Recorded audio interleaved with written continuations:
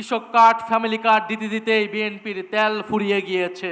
যেই বিএনপির জন্ম হয়েছিল গণভোটের মাধ্যমে, সেই বিএনপি আজকে জুলাই গণ অভ্যুত্থান পরবর্তী গণভোটকে অস্বীকার করছে। 2024 সালের জুলাই গণ অভ্যুত্থানের মধ্য দিয়ে বাংলাদেশ একটা পরিবর্তনের স্বপ্ন দেখেছে। বাংলাদেশের মুক্তিকামী জনগণ প্রতিজ্ঞা নিয়েছিল বাংলাদেশে নতুন করে কোনো স্বৈরতন্ত্র এই দেশে ফেরত আসতে দেওয়া হবে না। সেই প্রতিজ্ঞা থেকেই বাংলাদেশের সংস্কারের কার্যক্রম শুরু হয়। 5ই আগস্টের পর থেকেই প্রতি পদে পদে বিএনপি, তৎকালীন বিএনপি সেই সংস্কার কার্যক্রমে বাধা দিয়ে এসেছিল। একটা পর্যায়ে তারা বাধ্য হয়ে ঐক্যমত কমিশনে আসে, কিন্তু ঐক্যমত কমিশনে এসেও প্রত্যেকটা গুরুত্বপূর্ণ সংস্কারে তারা নোট অফ ডিসেন্ট, অর্থাৎ তাদের বাধা, তাদের অসম্মতি তারা জানিয়ে এসেছে। সবশেষে তারা গণভোটের জনগণের চাপে, সেই সময়ে রাজনৈতিক বাস্তবতার চাপে তারা গণভোটে রাজি হলেও আমরা দেখতে পেলাম যে নির্বাচনের পরপর তারা গণভোটকে অস্বীকার করা শুরু করেছে। যেই বিএনপির জন্ম হয়েছিল গণভোটের মাধ্যমে, সেই বিএনপি আজকে জুলাই গণ অভ্যুত্থান পরবর্তী গণভোটকে অস্বীকার করছে।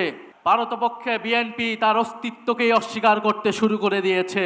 আমরা খুব স্পষ্টভাবে বলতে চাই, বাংলাদেশের প্রত্যেকটি প্রতিষ্ঠানকে নতুন করে যে বিএনপি দলীয়করণ করছে, এটা আওয়ামী লীগের পথেই বিএনপি বাংলাদেশকে এগিয়ে নিয়ে যাচ্ছে। বিএনপি যদি আওয়ামী লীগের পথে, পুরনো স্বৈরাচারের পথে এই দেশকে এগিয়ে নিয়ে যেতে চায়, তাহলে বাংলাদেশের জনগণ আবারও রুখে দাঁড়াবে, বাংলাদেশের তরুণ সমাজ আবারও রুখে দাঁড়াবে, বাংলাদেশের জুলাই গণ অভ্যুত্থানে অংশগ্রহণকারী প্রত্যেকটি ছাত্র জনতা আবারও রাজপথে দাঁড়াতে বাধ্য হবে। বিএনপি কৃষক কার্ড, ফ্যামিলি কার্ড দিয়ে জনগণের মন ভুলানোর চেষ্টা করছে। কৃষক কার্ড, ফ্যামিলি কার্ড দিতে দিতেই বিএনপির তেল ফুরিয়ে গিয়েছে, জ্বালানি ফুরিয়ে গিয়েছে। অথচ মন্ত্রীরা সংসদে বলছে কোনো জ্বালানি সংকট নাই। বাস্তব সমস্যাকে অস্বীকার করছে, অর্থনৈতিক সমস্যাকে অস্বীকার করছে, দেশে আইন শৃঙ্খলার যে ক্রমান্বয়ে অবনতি হচ্ছে সেটাকে অস্বীকার করছে বর্তমান সরকার।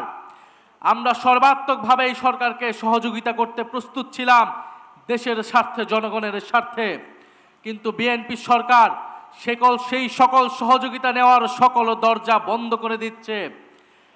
আমার জানা নেই, যারা এখানে অভিজ্ঞ আছেন, মুরব্বী আছেন, তারা বলতে পারবেন বাংলাদেশের ইতিহাসে এত কম সময়ে, মাত্র 2 মাসে কোনো সরকার এতটা অজনপ্রিয় হয়েছিল কিনা।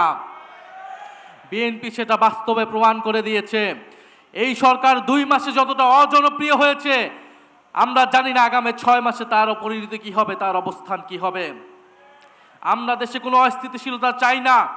আমাদের দাবি একটাই, গণভোটের গণরায় বাস্তবায়ন করে জুলাই গণ অভ্যুত্থানকে প্রকৃত সম্মান দেওয়া, জুলাই শহীদ পরিবারকে প্রকৃত সম্মান দেওয়া, আহত যোদ্ধাদের প্রকৃত সম্মান দেওয়া।